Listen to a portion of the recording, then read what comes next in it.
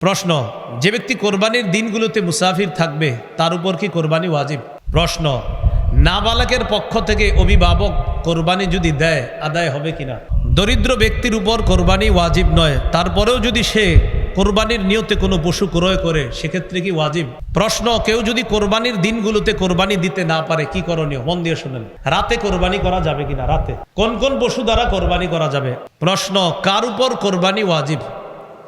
সুস্থ মস্তিষ্ক সম্পন্ন বালেগ মুসলমান যার কাছে 7.5 ভরি স্বর্ণ, 52.5 তোলা রূপার সমপরিমাণ টাকা 10, 11, 12 জিলহজ সূর্যাস্ত পর্যন্ত যদি কারো কাছে 7.5 ভরি স্বর্ণ অথবা 52.5 তোলা রূপার সমপরিমাণ অর্থ থাকে তার উপর কোরবানি ওয়াজিব।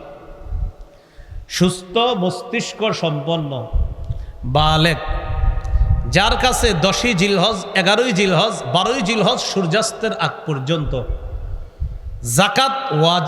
জাকাত ফরজ হয়, যেই পরিমাণ সম্পত্তি থাকলে ওই পরিমাণ সম্পত্তি যদি 10, 11, 12 জিলহজ সূর্যাস্ত পর্যন্ত থাকে তার উপর কোরবানি ওয়াজিব। পার্থক্য, জাকাত ফরজ হয় 1 বছর অতিবাহিত হইতে হয়, আর কোরবানি ওয়াজিব হয় মাত্র 3 দিন থাকি। বুঝে আসছে না? এটাই পার্থক্য। প্রশ্ন, যে ব্যক্তি কোরবানির দিনগুলোতে মুসাফির থাকবে তার উপর কি কোরবানি ওয়াজিব?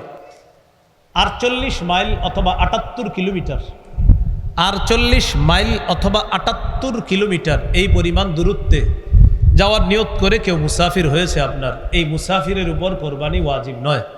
কোরবানির দিনগুলোতে উনি যদি মুসাফির থাকে তার উপর কোরবানি ওয়াজিব নয়। প্রশ্ন, নাবালকের পক্ষ থেকে অভিভাবক কোরবানি যদি দেয় আদায় হবে কিনা? নাবালকের পক্ষ থেকে অভিভাবকের জন্য কোরবানি দেওয়া ওয়াজিব না। যদি দেয় মুস্তাহাব আমল হবে, সওয়াব হবে। যদি দেয় মুস্তাহাব আমল সওয়াব হবে, কিন্তু এটা ওয়াজিব না। প্রশ্ন, দরিদ্র ব্যক্তির উপর কোরবানি ওয়াজিব নয়, তারপরেও যদি সে কোরবানির নিয়তে কোনো পশু ক্রয় করে সেক্ষেত্রে কি ওয়াজিব? দরিদ্র ব্যক্তির উপর কোরবানি ওয়াজিব না, কিন্তু কোরবানির নিয়তে যদি উনি পশু ক্রয় করে তার উপর কোরবানি ওয়াজিব। দরিদ্র ব্যক্তির উপর কোরবানি ওয়াজিব না। এখন উনি মেয়ের জামাই বেড়াইতে আসবে, চিন্তা করছে আল্লাহরে খুশি করার জন্য কোরবানি করি, তো এই নিয়তে পশু কিনছে আল্লাহরই খুশি করবে। তো যাই হোক, এরপরে আল্লাহ যদি ভাগ্যে গোস্ত দেয় মেহমানদারি করবে, এটাই তার নিয়ত। তো যাই হোক, এরকম হইতে আমি বলি ভালো নিয়তেই তার। তো এই নিয়তে, ভালো নিয়তে পশু ক্রয় করছে এই দরিদ্র ব্যক্তি, তার উপর কোরবানি ওয়াজিব কিনা? পশু ক্রয় না করলে কোরবানি ওয়াজিব না, কিন্তু কোরবানির নিয়তে করে ফেললে, যদি পশু ক্রয় করে ফেলে তার উপর কোরবানি ওয়াজিব। প্রশ্ন, কেউ যদি কোরবানির দিনগুলোতে কোরবানি দিতে না পারে কি করণীয়? মন দিয়ে শুনেন।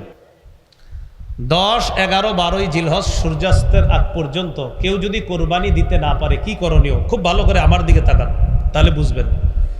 10, 11, 12 জিলহজ এই 3 দিন অতিবাহিত হওয়ার পর আমি বুঝতে পারলাম আমার উপর কোরবানি তো ওয়াজিব, এরপরে আমি দেই নেই, অলসতাবশত হোক, যে কোনো কারণে হোক দেই নেই। আল্লাহ হেফাজত করুন, নাউজুবিল্লাহ, এরকম কাজ যেন না করি। বোঝানোর জন্য আমার ছাড়ার উপায় নেই, এজন্য বুঝাইতেছি। এখন কথা হলো 10, 11, 12 এই 3 দিন যদি আমি পশু ক্রয় করে না থাকি, কোরবানি দেই নেই আর পশু কিনি নেই, পশু ক্রয় করে না থাকলে পরবর্তীতে একটা কোরবানির যোগ্য ছাগল পরিমাণ মূল্য সৎকা করে দিতে হবে। যদি পশু ক্রয় করে না থাকি তাহলে কোরবানির যোগ্য ছাগল পরিমাণ মূল্য সৎকা করে দিতে হবে। আর যদি পশু ক্রয় করে থাকি কিন্তু অলসতা বশত বা কোনো কারণে এই 3 দিন কোরবানি করি নাই, তাহলে ওই পশুটাই সৎকা করে দিতে হবে। সেটা ওট হোক, গরু হোক, ছাগল হোক, যা হোক। ভাই একটু বুঝে আসছে সবার? এবার বুঝেন। ঘটনাচক্রে 13 তারিখ আমি জবাই করে ফেলছি, 13 তারিখ জবাই করে ফেলছি। ওয়াজিব ছিল কবে?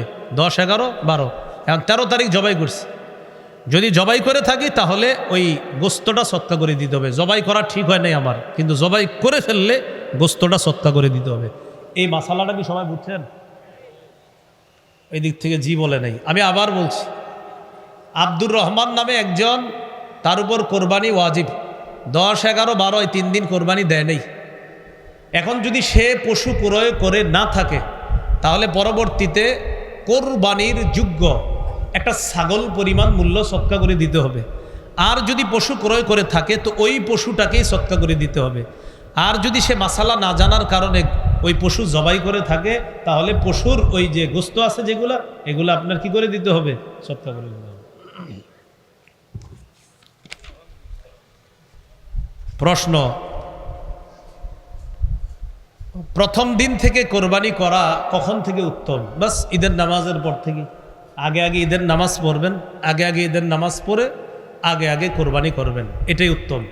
ফজরের পরে কোরবানির ঈদের নামাজ বেশি বিলম্ব না করা। এত বিলম্ব করে আমাদের দেশ। এখন তো 4:40 ফজর হয় মিরপুর, আমি যেদিকে থাকি আর কি, ওখানে 4:40, এদিকে এরকমই হবে মনে হয়, 4:40 বা 5 মিনিট এদিক সেদিক হবে। তো দেখেন 4:40 যদি ফজর হয়, লম্বা সময় কিন্তু আপনার। 7টায় যদি জামাত দেন তো 5টায় যদি ফজর শেষ হয়, এরপরে 2 ঘন্টা থাকে। তো যাই হোক, এটা বললাম আর কি, উত্তম হলো তাড়াতাড়ি ঈদুল আজহার নামাজ পড়া আর তাড়াতাড়ি কোরবানি করা। আল্লাহ আমাদের সকলকে এই সুন্নাহগুলোও জিন্দা করার তৌফিক দান করেন। রাতে কোরবানি করা যাবে কিনা? রাতে কেউ যদি 10 তারিখ রাতে কোরবানি করে আদায় হয়ে যাবে, কেউ যদি 11 তারিখ রাতে কোরবানি করে আদায় হয়ে যাবে। তবে অনুত্তম, কাজটা ঠিক হয় নাই, মানে ভালো হয় নাই, অনুত্তম কাজ হয়েছে। 10 তারিখ রাতে যদি কেউ কোরবানি করে হয়ে যাবে, অনুত্তম হয়েছে। 11 তারিখ রাতে যদি কেউ কোরবানি করে হয়ে যাবে, কাজটা সুন্দর হয় নাই। দেখি বুঝে থাকলে আলেম ছাড়া অন্যরা বলেন 12 তারিখ রাতে করলে হবেই না, কারণ 12 তারিখ রাতে তো আর টাইমই নেই। তাহলে 10, 11, 12 সূর্যাস্তের আগ পর্যন্ত। তাহলে 10 তারিখ 11 তারিখ রাতে যদি কেউ করে হয়ে যাবে, কিন্তু আপনার কাজটা সুন্দর হয়নি। কোরবানির উদ্দেশ্যে ক্রয়কৃত পশু, এই পশু যদি সময়ের পর জবাই করে, এটা আমি আগে বলছি, একটা বলছিলাম ওই যে জবাই করতে পারে নাই, তো আগেও বলছিলাম সময়ের পর যদি জবাই করে তাহলে আপনার ওই গোস্তটা সৎকা করে দিতে হবে, এটা একটু আগে বলছিলাম। আল্লাহ আমাদেরকে বোঝার তৌফিক দান করেন। জীবিত পশুটা কিনছিলেন, খুব বুঝেন, 50,000 টাকা দিয়ে জীবিত পশু। এখন এই পশু আপনি ভুলে জবাই করে ফেলছেন। এখন জবাই করার পরে গোস্ত মাপার পরে দেখেন কি এই পশুর গোস্তের দাম হয় 45,000, কিনছেন কত দিয়ে? 50,000। এখন ওই যে আপনি ভুল করে জবাই করছেন, এখন গোস্তগুলা দেখছেন যে বাজারের রেট অনুযায়ী এই 45,000 টাকা আছে গোস্তের দাম। গরু কিনছেন কত দিয়ে? ওই আরো 5,000 টাকাও সৎকা করবেন, গোস্ত সৎকা করবেন, আর ওই যে 5,000 টাকা এটাও সৎকা করবেন। হ্যাঁ, বুঝেছেন কথাটা? আপনি কিনছেন, কেনার পর এখন ভুল কইরা জবাই করেন নাই, কোরবানির দিন চলে যাওয়ার পর জবাই করছেন, জবাই করার পর এখন গোস্ত সৎকা করে দিবেন। তো গোস্ত সৎকা করতে গিয়ে কি হয়েছে, আপনার গোস্তরগুলা দেখছেন যেই পরিমাণ গোস্ত, এই পরিমাণ গোস্তের মূল্য হয়েছে 45,000, আর গরু কিনছিলেন 50,000 টাকা দিয়ে, আরো 5,000 টাকা শর্ট, এই 5,000 টাকা সৎকা করে দিবেন। গোস্ত সৎকা, আরো 5,000 সৎকা করবেন। আপনি কেন করলেন না 10, 11, 12? এটা আপনার জন্য পানিশমেন্ট। হ্যাঁ, কোন কোন পশু দ্বারা কোরবানি করা যাবে? ওট, গরু, মহিষ, দুম্বা, ভেড়া ইত্যাদি, এগুলো দ্বারা কোরবানি করা যাবে। কোরবানি করার ক্ষেত্রে যেসব পশু কোরবানি করা যাবে সেক্ষেত্রে নর নারী হলে কি সমস্যা আছে? না, সমস্যা নেই। গরু, গাবি, ছাগল, ছাগি, কোনো সমস্যা নাই। নতুন 2-3 বছর ধরে একটা স্লোগান উঠছে যে খাসি দিয়ে কি কোরবানি হবে কিনা, এই জাতীয় আরও কিছু বিষয় উঠছে। বিষয়গুলো এমন না, নর নারী উভয়টা দিয়ে কোরবানি হবে। পশুর বয়স সীমা কত? ওট কমপক্ষে 5 বছর, গরু কমপক্ষে 2 বছর, ছাগল কমপক্ষে 1 বছর, ভেড়া দুম্বাও 1 বছর। মন দিয়ে শুনেন, ভেড়া দুম্বাও 1 বছর। বলেন, ভেড়া দুম্বাও, ছাগল। হ্যাঁ, ভেড়া দুম্বা 6-7 মাস হওয়ার পরে দেখতে যদি 1 বছরের মতো হৃষ্টপুষ্ট মনে হয়, হয়ে যাবে। ভেড়া দুম্বা, শুধু ভেড়া দুম্বা, এটা যদি 1 বছরের মতো মনে হয়, 6-7 মাস পরে 1 বছরের মতো হৃষ্টপুষ্ট মনে হয়, এটার দ্বারা হয়ে যাবে, জায়েজ হয়ে যাবে। হ্যাঁ। প্রশ্ন, এক পশুতে শরীকের সংখ্যা? ওট, গরু, মহিষে 7 জন শরীক হতে পারবে। ওট, গরু, মহিষে কয়জন শরীক হতে পারবে? 7 জন। সহি মুসলিমের টন টনে সহি হাদিস এবং তিরমিজির টন টনে সহি হাদিস। রাসূলুল্লাহ সাল্লাল্লাহু আলাইহি সাল্লামের সাহাবী জাবির ইবনে আব্দুল্লাহ রাদিয়াল্লাহু তাআলা আনহু বলেন, নাহারনা মা রাসূলিল্লাহ সাল্লাল্লাহু আলাইহি সাল্লাম, আমরা নবীজির সাথে নহর করেছি হুদাইবিয়ার যুদ্ধের দিন। আল বাদানাতা আন সাবআতিন ওয়াল বাকারাতা আন সাবআতিন, ওট 7 জনের পক্ষ থেকে, গরু 7 জনের পক্ষ থেকে। তাহলে 7 শরীকে কোরবানি জায়েজ আছে। 2 জনে জায়েজ, 3 জনে জায়েজ, 4 জনে জায়েজ, 5 জনে জায়েজ, 6 জনে জায়েজ, 7 জনে জায়েজ, এর বেশি না। শরীকে কোরবানি যখন দিবেন সবার অংশ সমান সমান করে ভাগ করতে হবে, ওজনে যেন কম বেশি না হয়, এটা মাথায় রাখবো আমরা। কোনো অংশীদারের যদি নিয়ত খারাপ হয় সেক্ষেত্রে কোরবানি কি হবে? একজন অংশীদারের নিয়ত যদি খারাপ হয় সবার কোরবানি বাতিল হয়ে যাবে। শরিকদারদের মধ্যে একজনের যদি নিয়ত খারাপ হয় সবার কোরবানি বাতিল হয়ে যাবে। কোরবানির গরু, মহিষ ও ওটের মধ্যে আকিকার নিয়তে শরিক হতে পারবে? হ্যাঁ, কোরবানির গরু, মহিষ ও ওটে আকিকার নিয়তে শরিক হতে পারবে, এতে কোরবানি আকিকা দুটোই সহি হবে। গরু, উট, মহিষে আকিকার নিয়তে শরিক হতে পারবে, এতে আকিকা এবং কোরবানি উভয়টাই সহি হবে। প্রশ্ন, শরিকদের কারো পুরা বা অধিকাংশ উপার্জন যদি হারাম হয় তাহলে কি কোরবানি হবে? শরিকদের কারো অর্ধেক বা পুরা অধিকাংশ উপার্জন যদি হারাম হয় আর হারামের অংশ যদি ওইগুলোর মধ্যে যায় শরিকদের মধ্যে, সবার কোরবানি বাতিল হয়ে যাবে। এই জন্য একা কোরবানি দেওয়াই উত্তম। এই ঠিক আবার শরিকদের কি অস্বীকার করে ঠিক কইতেছেন নাকি? এই ঠিকের ভিতরে যেন কোনো ঝামেলা না থাকে, এটা মানে ঠিক এই নিয়তে বললেন যে হ্যাঁ ভালো কথা, কিন্তু ওই নিয়ত রাখেন না শরিকের কোরবানিও জায়েজ, এই আকীদাও ঠিক রাখতে হবে। কারণ আপনাদের ঠিকও কিন্তু বুঝি, অনেকের ঠিক মানে বুঝায় কি জানেন? উনি বুঝায় না এটাই সঠিক, বাকিগুলো সঠিক না, এই জাতীয় মানসিকতা থেকে বেরোয় আসেন। হ্যাঁ, কোরবানির পশু কেমন হওয়া উত্তম? হৃষ্টপুষ্ট হওয়া উত্তম। দহা রাসূলুল্লাহ সাল্লাল্লাহু আলাইহি সাল্লাম বিকাবশিন আকরানা ফাহিলিন, রাসূল সাল্লাল্লাহু আলাইহি সাল্লাম শিং বিশিষ্ট মোটা তাজা দুম্বা কোরবানি করেছেন, এজন্য হৃষ্টপুষ্ট হওয়া উত্তম। কোরবানির পশু খোরা পশু, এই জাতীয় পশু দিয়ে কোরবানি হবে কি না? খোরা পশুর কোরবানি এটা হলো কেমন? আলী রাদিয়াল্লাহু তাআলা রাসূল সাল্লাল্লাহু আলাইহি সাল্লামকে প্রশ্ন করছে, ফাল আরজা, হুজুর খোরা পশু যদি হয়, যে পশুর পায়ের সমস্যা, এই পশু দিয়ে কোরবানি হবে? নবী বলছেন, ইদা বালাগাতিল মানসিকা, সহিহ তিরমিজির বর্ণনা 1502, 1503, 1504 সবগুলো হাদিস এই ব্যাপারে আছে। নবীজি বলছেন, ইদা বালাগাতিল মানসিকা, পশু যদি কোরবানির জবাইয়ের স্থান পর্যন্ত হেঁটে যেতে পারে এই পশু দিয়ে কোরবানি হবে। এটা খোরা হওয়ার পরেও যদি কোরবানির জবাইয়ের স্থান পর্যন্ত হেঁটে যেতে পারে এই পশু দিয়ে কোরবানি হবে। বুঝে আসছে সবার? খোরা পশু, যেই পশু 3 পায়ে চলে, কয় পায়ে চলে? 3 পায়ে চলে, 1 পায়ে ভর দিয়েও চলতে পারে না, এই পশু দিয়ে কোরবানি করা হবে কিনা? না, হবে না। যেই পশু 3 পায়ে চলে, 1 পায়ে ভর দিয়েও চলতে পারে না, মোটামুটি ভাবেও চলতে পারে না, এই পশু দিয়ে কোরবানি হবে কিনা? না, হবে না। শুকনা দুর্বল পশু, যে জবাইয়ের স্থান পর্যন্ত হেঁটে যেতে পারে না, এমন পশুর দ্বারা কোরবানি হবে কিনা? না, হবে না। হাদিসে আছে, ওয়ালা বিল মারিদাতি বাইয়িনুন মারাদুহা ওয়ালা বিল আজফা আল্লাতী লা ইউদাহহা বিল আরজা বাইয়িনুন যালউহা ওয়ালা বিল আওরা বাইয়িনুন আওরুহা। খোরা, চোখে সমস্যা, কানে সমস্যা, লেজে সমস্যা, এই জাতীয় পশু যদি অধিকাংশ বেশি সমস্যা হয় এগুলো দিয়ে কোরবানি হবে না। দাঁত নেই এমন পশু দিয়ে কোরবানি হবে কিনা? যে পশুর একটাও দাঁত নাই অথবা বেশিরভাগ দাঁত পড়ে গেছে আর ঘাস চাবায়া খাইতে পারে না, এই পশু দিয়ে কোরবানি হবে না। আবার বলছি, দাঁত একেবারে নাই, আবার আছে কিন্তু এত পরিমাণ পড়ে গেছে, যেই পরিমাণ পড়ে যাওয়ার কারণে এখন আর ঘাস খাইতে পারে না, এই পশু দিয়ে কোরবানি হবে না। যে পশুর শিং ভেঙে বা ফেটে গেছে কোরবানি হবে কিনা? আলী রাদিয়াল্লাহু তাআলা রাসূল সাল্লাল্লাহু আলাইহি সাল্লামকে প্রশ্ন করছে, ফামাকসুরাতুল করনি ইয়া রাসূলুল্লাহ, হুজুর শিং যদি ভেঙে যায় এই পশু দিয়ে কোরবানি হবে? নবী বলছেন, লা বাসা বিহি, সমস্যা নাই, শিং যদি অর্ধেক ভেঙে যায় কোরবানি হয়ে যাবে। কি শিখলাম? অর্ধেক যদি আপনার মোটামুটি ভেঙে গেছে, একটু 2-3টা ফুটা পড়ছে, তত সমস্যা হয় নাই, তাহলে কোরবানি হয়ে যাবে। শিং যদি গোড়া থেকে ভেঙে যায়, যে মস্তিষ্ক, মজ্জা ইত্যাদি বের হয়ে যায়, দেখা যায়, এই পশু দিয়ে কোরবানি হবে না। শিং মাঝখান থেকে কিছুটা ভাঙছে অথবা সামান্য একটু ভেঙেছে কোথাও, এটা দ্বারা হয়ে যাবে। গোড়া থেকে যদি ভেঙে যায়, মস্তিষ্ক শুকায়া যায়, এই পশু দ্বারা কোরবানি হবে না।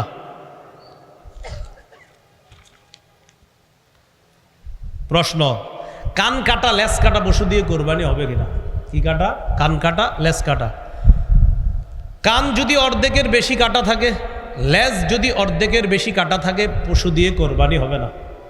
কান যদি অর্ধেকের বেশি কাটা থাকে, লেজ যদি অর্ধেকের বেশি কাটা থাকে, এমন পশু দিয়ে কোরবানি হবে না। তাহলে বিপরীতটা এবার শিখানি আমরা।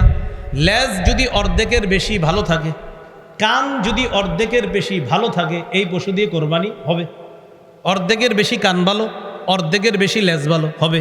এবার আপনারা জবাব দেন, অর্ধেকের বেশি কানও ভালো না, অর্ধেকের বেশি লেজও ভালো না, কোরবানি হবে না। অন্ধ পশুর কোরবানি, যে পশু দুই চোখ দিয়ে দেখে না, এই পশু দিয়ে কোরবানি হবে না। অথবা দুই চোখ আছে, এক চোখ দিয়ে মোটেই কিচ্ছু দেখে না, এই পশু দিয়েও কোরবানি হবে না। নতুন পশু কিনছেন, কেনার পর হারায় গেছে। নতুন পশু কিনছেন, কেনার পর হারায় গেছে। এই নতুন পশু কিনছে একজন ধনী মানুষ, আব্দুর রহমান ধনী মানুষ, আব্দুর রহিম গরিব মানুষ। আব্দুর রহমানও নতুন পশু কিনছে কোরবানি দেওয়ার জন্য, হ্যাটটা ঠিক আছে, ওয়াজিব। আব্দুর রহিমের উপর ওয়াজিব ছিল না, এরপরেও কিনছে, এর উপরও ওয়াজিব। এখন হারায় গেছে পশু, আব্দুর রহমানেরটা হারাইছে, আব্দুর রহিমেরটা হারাইছে। আব্দুর রহিম আরেকটা কিনা জরুরি না, লা ইউকাল্লিফুল্লাহু নাফসান ইল্লা উসাহা, আল্লাহ সাধ্যের বাইরে চাপায়া দেয় না। তো আব্দুর রহমান কি করছে, আরেকটা কিনছে। কিনার পর আব্দুর রহমান আরেকটা কিনছে, ধনী মানুষ। গরিব আব্দুর রহিমও কি করছে, উনিও আরেকটা কিনছে। ওনার উপর আরেকটা কিনা জরুরি ছিল না, কিন্তু কিনছে। কিনার পর এখন হারিয়ে যাওয়া পশুটা আবার ফিরে আসছে। আব্দুর রহমান ধনী, তার পশু ফিরে আসছে। আব্দুর রহিম দরিদ্র, তারটাও ফিরে আসছে। আব্দুর রহমান ধনী মানুষ, যে পশু কিনার পর হারিয়ে গেছে, হারিয়ে যাওয়ার পর আরেকটা কিনছে, কিনার পর হারিয়ে যাওয়া পশুটা ফিরে এসেছে। সুরে আইসা কয়, আমি তবা করে ভালো হয়ে গেছি, আপনার পশুটা নেন, ভুল হয়ে গেছে আমার, তো পশু ফিরে পেয়েছে। এক্ষেত্রে ধনী আব্দুর রহমানের জন্য দুটি পশুর একটাকেই কোরবানি করলে হয়ে যাবে, ধনী। আর ওই গরিব আব্দুর রহিম দুইটা কিনছে, প্রথমে একটা কিনছে, কিনার পর হারাইছে, তো আরেকটা কিনছে। কিনার পর হেডটাও আবার ফিরে আসছে, হারায়া যাওয়াটা, হে দুটোটাই কোরবানি করতে হবে। দোনোটা কি করতে হবে, কারণ এর দোনোটাই ওয়াজিব করছে, এর উপর ওয়াজিব ছিল না। প্রথমটা ওয়াজিব করে নিছে, হারাইছে, আবার আরেকটা কিনছে, কিনা ওয়াজিব করছে, হারিয়ে যাওয়াটা ফিরত আসছে। হুজুর আমি গরিব মানুষ, দুইটা পশু, একটা হারায় গেছে, আরেকটা কিনছি, ফিরত আসছে। আপনি গরিব, আপনি তো কোরবানি তো ওয়াজিব ছিল না, শখে কিনছিলাম, তো আরেকটা কিনছেন কেন, হারায় গেছে এই জন্য। যে শরীয়ত আপনাকে বাধ্য করে নাই কেনার জন্য, কিনছেন, দুটোটাই কোরবানি দিতে হবে, দোনোটা ওয়াজিব করে নিয়েছেন। এজন্য ইসলামী শরীয়ত মাযহাব ছাড়া বুঝার কোনো বিকল্প নাই, মাথা রাখবেন। কি ছাড়া? মাযহাব মানতে হবে। আমি মাযহাব মানি কেন? কারণ কোরআন সুন্নাহ এখনো আমি ভালোভাবে বুঝি না, তাই মাযহাব মানতে হয়। আর যে মানে না, আমারে কয় হুজুর না মানলে সমস্যা আছে। আমি আপনি হয়তো কোরআন সুন্নাহ অনেক বেশি ভালো বুঝেন, এই জন্য মানেন না। তো আমারে যদি কেউ বলে আপনি কেন মানেন, আমি কোরআন সুন্নাহ এখনো ভালোভাবে পুরোপুরি বুঝি না। অনেকে কয় মূর্খ, এই জন্য মাযহাব মানে। আসলেই ঠিক কইছেন, মূর্খ বলেই তো মাযহাব মানি। যদি সব জানতাম তত দরকার ছিল না মানা। আর যিনি বলে মাশাআল্লাহ উনি তো সব জানে দেখেই উনি মানে না, এটাই আমরা ভালো ধারণা রাখি। যিনি কে জানেন? যিনি হলো সে যে গত 7 দিন ধরে নতুন করে পড়াশোনা করতেছে কোরআন হাদিস নিয়ে, এই তিনি এখন মাযহাব মানছে না। আর বলে আপনি মানেন না কেন? তো বললাম আমি তো ভাই এখনো পুরাপুরি কোরআন সুন্নাহ ওই অন্যের সাহায্য ছাড়া বুঝি না। অন্যের সাহায্য মানি অন্যের মতামত, অন্যের মতামত মানি। কয় অন্যের মতামতের আরবি কি হুজুর? কয় অন্যের মতামতের আরবি হলো মাযহাব। আচ্ছা তাই নাকি? কয় হ্যাঁ। ইমাম আবু ইউসুফের মত মানি ইমাম আবু ইউসুফের মাযহাবে, ইমাম মুহাম্মদের মত মানি ইমাম মুহাম্মদের মাযহাবে, ইমাম আবু হানিফার মত মানি ইমাম আবু হানিফার মাযহাব। আচ্ছা হুজুর মাযহাব কি? মাযহাব হলো কোরআন সুন্নাহর সুবিন্যস্ত একটা সংকলনকে মাযহাব বলা হয়। বুখারী এটা কি আবিষ্কার না সংকলন? বলেন। সংকলন। তো বুখারী শরীফ এটারে বুখারী, সহিহ বুখারী বলা হয়। সহিহ বুখারী মানি বুখারায় ওনার বাড়ি, উনি ওই এলাকার সাথে নিসবত করে এটার নাম বুখারী। বুখারী হলো হাদিসের সংকলন, আবিষ্কার নয়। মুসলিম হাদিসের চলে আসা সংকলন, আবিষ্কার নয়। তিরমিজি হাদিসের চলে আসা সংকলন, আবিষ্কার নয়। নাসাই, ইবনে মাজাহ, আবু দাউদ হাদিসের চলে আসা সংকলন, আবিষ্কার নয়। ফিকহে হানাফি কোরআন সুন্নাহর চলে আসা সুবিন্যস্ত সংকলন, আবিষ্কার নয়। ফিকহে মালিকি কোরআন সুন্নাহর চলে আসা সংকলন, আবিষ্কার নয়। ফিকহে হাম্বলি কোরআন সুন্নাহর চলে আসা সুবিন্যস্ত সংকলন, এটা আবিষ্কার নয়। ফিকহে শাফিঈ কোরআন সুন্নাহর চলে আসা সংকলন, আবিষ্কার নয়। যেমনিভাবে বুখারী এটা সংকলন, এটা আবিষ্কার নয়, তাই বুখারী বেদাত নয়। মুসলিম এটা সংকলন, এটা আবিষ্কার নয়, তাই এটা বেদাত না। নাসাই, আবু দাউদ, ইবনে মাজাহ, তিরমিজি এগুলা সংকলন, আবিষ্কার নয়, তাই এটা বেদাত নয়। তেমনিভাবে কোরআন সুন্নাহর সুবিন্যস্ত সংকলন 4 মাযহাব, এটা আবিষ্কার নয়, তাই এটা বেদাত নয়। যারা বলবে ফিকহে হানাফি বেদাত, বুখারীকেও বেদাত বলতে হবে। যারা বলবে ফিকহে মালিকি বেদাত, বুখারীকে বেদাত বলতে হবে। যদি বলেন না বুখারী তো সংকলন, তো ফিকহে হানাফিও সংকলন, মুসলিম সংকলন, ফিকহে হানাফি সংকলন, সেটা যদি জায়েজ হয় এটাও জায়েজ না। বুঝা বলে সংকলন, আবিষ্কার আর সংকলন 2 বাংলা মনে রাখবেন, সারা জীবন অনেক কিছু সমাধান হয়ে যাবে। এই জায়গায় আমরা ভুল করি। সংকলন, সংকলন আর আবিষ্কার। বুখারী এটা সংকলন, এটা আবিষ্কার নয়। ফিকহে হানাফি এটা সংকলন, আবিষ্কার নয়। কোরআন সুন্নাহর সুবিন্যস্ত সংকলন, মনে রাখবেন। তা আপনি কোরআন সুন্নাহর সুবিন্যস্ত সংকলন হানাফি ফিক কেন মানেন? কারণ আমি এখনো পারি না পুরাপুরি, তাই। আর যে মানে না কেন, উনি সব পারে পুরাপুরি, তাই মানে না। 7 দিন পড়াশোনা করতে, কয়দিন? সব আল্লাহ তাআলা দিয়ে দিছে, হয়তো এই জন্য মানে না। আল্লাহ বুঝার তৌফিক দান করেন। তো বলছিলাম হারিয়ে যাওয়া পশু মাযহাব যদি না মানেন, এই মাসালা আপনার মাথায় ঢুকবো কেমনে করে? প্রশ্ন, গর্ভবতী পশু, যেই পশু গর্ভবতী হয়ে গেছে, পেটে বাচ্চা আছে, এই পশু দিয়ে কোরবানি হবে কিনা? হয়ে যাবে কোরবানি। কোরবানি কি হবে? হয়ে যাবে। যদি সন্তান প্রসব আসন্ন হয়, যে তাড়াতাড়ি এই কি 2 দিনের মধ্যে হইতে পারে প্রসব, আর কোরবানিও সময় ঘনিয়ে গেছে, এক্ষেত্রে এই পশু দিয়ে কোরবানি করা মাকরুহ। অন্য আরেকটা পশু দিয়ে কোরবানি করেন, এটা দিয়ে না করা ভালো, এটা দিয়ে না করা ভালো। হ্যাঁ, জবাই করার পর যদি দেখেন বাচ্চা জীবিত, ওটারও কোরবানি করে দিবেন, জবাই করে দিবেন। হ্যাঁ, তিরমিজির বর্ণনায় আসছে, ওটারও জবাই করার কথা আসছে তিরমিজিতে। কোরবানির নিয়তে ভালো পশু কিনছেন, কেনার পর এমন দোষ দেখা গেছে, যে দোষগুলো এতক্ষণ বলছি, কানা, অন্ধ, লুলা, যেই দোষের কারণে কোরবানি হয় না, কেনার পরে দোষগুলো ধরা পড়ছে। এখন কি করবেন? তো কি করবেন? কোরবানি হবে না এটা দিয়ে, আরেকটা কিনবেন। কেনার পর দোষ ধরা পড়ছে, এটা দিয়ে কোরবানি হবে না, আরেকটি পশু ক্রয় করতে হবে। পশুর বয়সের ব্যাপারে ক্রেতাগণের অভ্যাস হলো, ও বলবে আপনাকে এটার বয়স 25 মাস, এটা 26 মাস এই গরু। তা আপনি বলবেন ভাই সত্যি করে বলেন, 2 বছর কিন্তু হইতে হইব গরু। হুজুর বিশ্বাস করেন, 14 গোষ্ঠীর কসম, 25 মাস, কথার কথা। এখন আপনি যদি কিনে আনেন, আনার পর আপনি তাকে বিশ্বাস করে কিনে আনে, এটা যদি কোরবানি করেন, কোরবানি হয়ে যাবে। তার কথা বিশ্বাস করে এটা কোরবানি করলে কোরবানি হয়ে যাবে। এই জন্য ক্রেতা ভাই যারা আছে, আমরা মিথ্যা কথা না বলি বয়সের ক্ষেত্রে। পশুর বন্ধা পশু, এটা দিয়ে কোরবানি হবে কিনা? বন্ধা পশু, হ্যাঁ, বন্ধা পশু দিয়েও কোরবানি হয়ে যাবে। কোরবানির পশু জবাই করা উত্তম কে? যার পশু সে জবাই করা উত্তম। যিনি পশু কোরবানি করবে, যার পশু তিনি জবাই করা উত্তম। জবাইয়ে একাধিক ব্যক্তি যদি শরিক হয়, সেক্ষেত্রে বিসমিল্লাহ কি উভয় বলতে হবে? জি, 2 জনেই বিসমিল্লাহ বলতে হবে। বিসমিল্লাহি আল্লাহু আকবার উভয় বলতে হবে। প্রিয় কসাই সাহেব যারা থাকবে, এদেরকে বলবেন, এরা পরে ছুরি নিয়ে আবার চালায়। মালিক যারা থাকবেন বলবেন, এই বিসমিল্লাহ আল্লাহু আকবার বলো, এটা বলাবেন। অনেক সময় দেখবেন বলে না। কোরবানির পশুর খাল, চামড়া ইত্যাদি ছিলানো শুরু করা কখন উত্তম? পশু পুরোপুরি নিস্তেজ হওয়ার পরে এই পশুর খাল, চামড়া ইত্যাদি এটা করা উত্তম। অনেক ক্ষেত্রে দেখা যায় এখনো নিস্তেজ হয় না, বাস শুরু করে দিছে, অলরেডি শুরু করে দিছে। এটা নিস্তেজ হবে। হ্যাঁ, নিস্তেজ হওয়ার আগেও যদি কেউ করে মাকরুহ হয়ে যাবে, নাজায়েজের কিছু না, মাকরুহ হবে, কিন্তু নিস্তেজ হওয়া পর্যন্ত অপেক্ষা। প্রিয় ভাইয়ারা, আমার কথা হলো, যেহেতু আল্লাহরে খুশি করার জন্য কোরবানি করব, এই আমলে কোনো মাকরু কাজও আমরা করব না ইনশাআল্লাহ। কারণ আল্লাহরে খুশি করব, কেন আমি জেনে শুনে মাকরু করব? এই জন্য কসাইকে বলবো, ভাই একটু পরে শুরু করেন।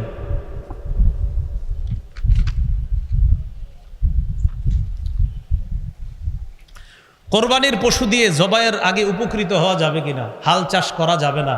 কেউ যদি করে থাকে, দেশগ্রামে বলে দিবেন, যে পরিমাণ হাল চাষ করছো, এই পরিমাণ হাল চাষ করলে কত টাকা পারিশ্রমিক আসে, এই পরিমাণ টাকা সৎকা করে দিবেন। হাল চাষ করা যাবে না, যদি করে থাকে সৎকা করে দিতে হবে এই পরিমাণ। হাল চাষ এটা না করা, এগুলা করা যাবে না। কোরবানির পশুর দুধ, এই দুধ পান করা যাবে না। পশুর ওলানে এত পরিমাণ দুধ, যে পরিমাণ দুধের কারণে পশুর যদি কষ্ট না হয়, তাহলে দুধ দহন না করা। কোরবানির পশুর ওলানে দুধ যদি দহন না করলে কষ্ট না হয় পশুর, যে এটাকে আমি যদি দহন না করি সমস্যা হবে না, তাহলে আপনি ঠান্ডা পানি ওলানের মধ্যে ছিটিয়ে দিবেন, ঠান্ডা পানি ওলানে ছিটিয়ে দিবেন, এক্ষেত্রে তার কষ্ট কম হবে। সেক্ষেত্রে আপনি দহন না করে এভাবে রাখা উত্তম। এরপরেও যদি কেউ দহন করেন, দহন করলে দুধ আপনি খাবেন না, আপনি মালিক, আপনি খাবেন না। ঘটনাচক্রে আপনি আধা কেজি দহন করছেন, দহন করার পর 1 গ্লাস খেয়ে ফেলছেন। খাওয়ার পর গাজীপুর আপনার 27 মাদ্রাসার মোতায়েম সাহেবের কাছে গিয়ে জিজ্ঞাসা করছেন, হুজুর আমি তো 1 গ্লাস দুধ খেয়ে ফেলছি, আমি তো মাসালা জানতাম না, মানুষে বলাবলি করতেছে দুধ খাওয়া নাকি ঠিক হয় নাই। তখন হুজুর আপনাকে বলবে 1 গ্লাস পরিমাণ দুধের মূল্য যত হয় এই টাকাটা আপনি সৎকা করে দেন। 1 গ্লাস দুধের মূল্য যত হবে এই পরিমাণ টাকা সৎকা করে দিতে হবে। আপনার খাওয়াটা কি হয় নাই, ঠিক হয় নাই। হ্যাঁ,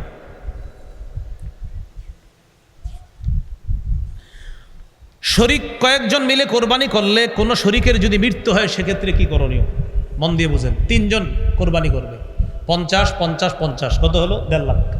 একজন শরিক মারা গেছে, তাহলে কয় হাজারওয়ালা শরিক মারা গেছে? 50,000। ওয়ারিশরা যদি বলে কোনো সমস্যা নেই কোরবানি করেন, ওয়ারিশরা যদি বলে সমস্যা নেই কোরবানি করেন, তো করে ফেলবে, সমস্যা নেই। কিন্তু ওয়ারিশরা যদি বলে না আব্বার 50,000 টাকা আমরা দিতে চাইতেছি না, এক্ষেত্রে ওয়ারিশদেরকে টাকাটা দিতে হবে। কারণ এখন আর টাকার মালিক যে মারা গেছে সে না, ওয়ারিশরা, তাই তাদের টাকাটা তাদেরকে দিয়ে দিতে হবে। এক্ষেত্রে নতুন আরেকজনকে শরিক বানাইতে পারবেন, এটা সুন্দর কথা। আরেকজনে বলবেন 50,000 টাকা দিয়ে শরিক হও, ওই টাকাটা নিয়ে ওয়ারিশদেরকে দিয়ে দিলে তো হবে। তাহলে প্রথম কথা, ওয়ারিশরা যদি অনুমতি দেয় করেন, করে ফেলবেন। অনুমতি যদি না দেয় করা যাবে না, 50,000 টাকা ফিরিয়ে দিতে হবে।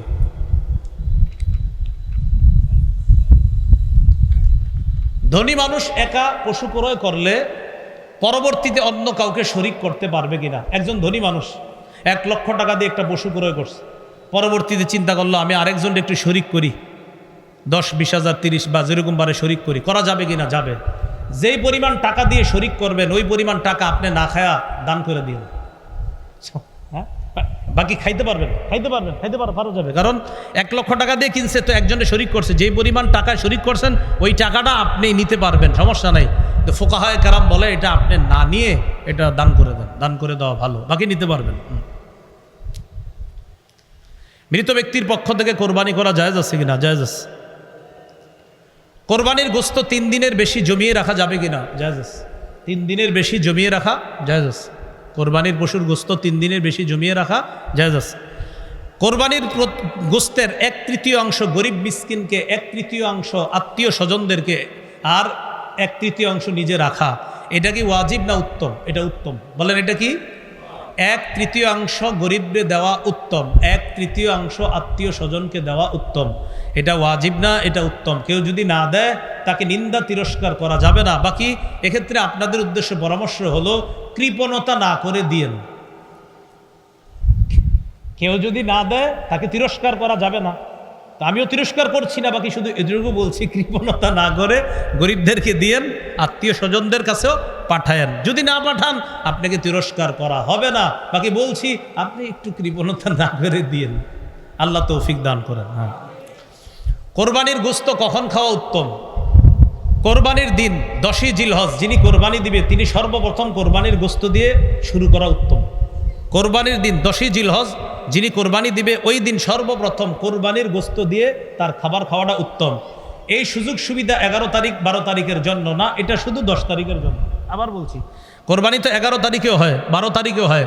কেউ যদি 12 তারিখে দেয় সে প্রথম গোশত খাবে, এই সুন্নত না, এটা না। এই সুন্নত শুধু 10 তারিখের। 10 তারিখে প্রথম যে কোরবানি করবে সে প্রথম গোশত খাবে, এটা হলো 10 তারিখের সুন্নত, 11 বা 12 তারিখের সুন্নত নয়।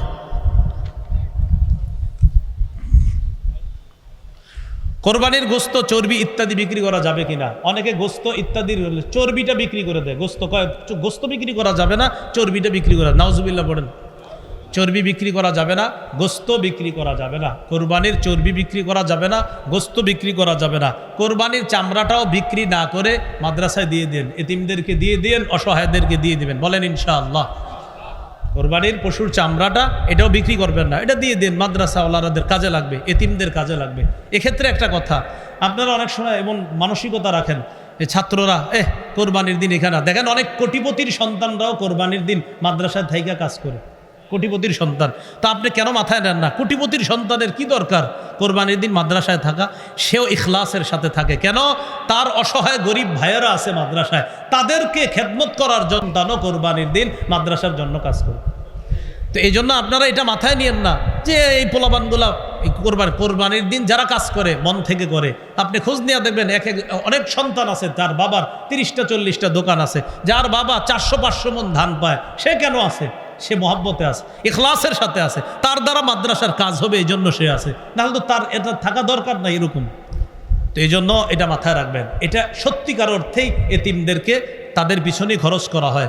এই জন্য চামড়াটা আপনারা বিক্রি না করে মাদ্রাসায় পৌঁছে দিবেন।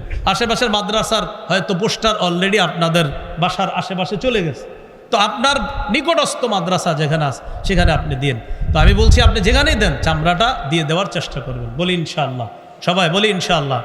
কোরবানি যারা পশুটা আপনার কিনে এরা সব ঠিক করে, খালি চামড়ার ক্ষেত্রে গিয়ে এমন করে, ভাই 1.5-2 লাখ টাকা দিয়ে পশুটা কিনলেন, শেষে কেন এমন করেন? চামড়ার ব্যাপারে এই আপনার সামান্য একটা অংশে গিয়ে এমন এমন আপনার আচরণ করেন যে আচরণগুলো আসলে ইসলাম সম্মত আচরণ না, এগুলো আমরা করব না। আল্লাহ তৌফিক দান করেন। কোরবানির পশু যিনি জবাই করবে তাকে জবাইয়ের পারিশ্রমিক দিবেন কিনা? দিবেনই, জবাইয়ের পারিশ্রমিক দিবেন। আপনি জবাইয়ের পারিশ্রমিকটা দিবেন। আমার বয়ান শুনে অনেকে হয়তো কমেন্ট করতে পারে যে হ্যাঁ মনে হয় এর জন্য কইছে। আমি আমার জিন্দিগিতে 2টা পশু করে করছি, মাত্র জবাই করছি, জিন্দিগিতে 2টা পশু। এর মানে আমি আমার জন্য বলছি না, এটা অধিকার, এটা সঠিক কথা, তাই বলছি।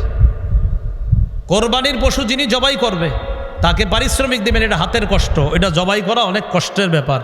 এই জন্য যারা জবাই করবে তাদেরকে দিবেন। আর জবাই করার পরে আপনার একদম ছোট্ট একটা নোট ওঠে, ছোট্ট 1.5-2 লাখ টাকার গরু আপনার কোনো মতে হুজুর জবাই করছে যিনি কষ্ট করে, আরে আস্তে একটা নতুন 200। এটা তো আপনার শরম করা উচিত ভাই, সত্যি বলছি। হ্যাঁ, আপনার শরম লজ্জা থাকা উচিত, এটা শরম লজ্জা থাকা উচিত। এটা আমি ওই যুগের কথা বলছি যে যুগে আমার বেতন ছিল 5,000 টাকা। ওই যুগে আমরা যে কোরবানি দিছি, ওই কোরবানি যিনি দিয়েছেন প্রায় 10 বছর 8 বছর আগের কথা, তাদেরকেও আপনার ওই 100-200 দিনই। ও আচ্ছা আচ্ছা আচ্ছা, সেটা আমি জানি না। আচ্ছা, যাই হোক, আপনারা এই জায়গায় একটু মহাব্বতের ইয়া রাখেন। তো এই জন্য আর এরকম 100-200 করে কারেক্ট, এটা কি কোনো কথা?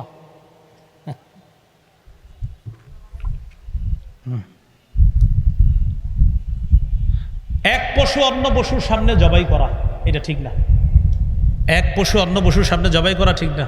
আচ্ছা ভাই, এই আগের কথা নিয়ে আপনারা কেউ বিভ্রান্তিতে যাবেন না। আপনাদের এলাকার যে নিয়ম, ওই নিয়মে আলেমদের সাথে পরামর্শ করে করবেন। তো ঝগড়ার নিকটবর্তী যেন কেউ না হয় যে উনি কি বলে গেলো, আমি আমারটা বলে গেছি, আপনি কি এই জন্য বলে গেছি দিকে আপনি ঝগড়া করবেন এলাকায়? না, ঝগড়া করেন না। আমি সঠিক কথা বললাম, আপনি একটু ভাববেন। 1.5 লাখ 2 লাখ টাকার একটা পশু একজন জবাই করতেছে হাতের কামাই, হাতের কষ্ট করে। সেক্ষেত্রে আসলে আপনার কি করা উচিত এটা আপনি নিজেই চিন্তা ভাবনা করবেন। কোরবানির গোস্ত বিধর্মীদেরকে দেওয়া যাবে কিনা? যেমন হিন্দু, অন্যান্য ধর্মাবলম্বী যারা আছে, হ্যাঁ তাদেরকে দেওয়া যাবে, এটা ইসলামের সৌন্দর্য। সুবহানাল্লাহ।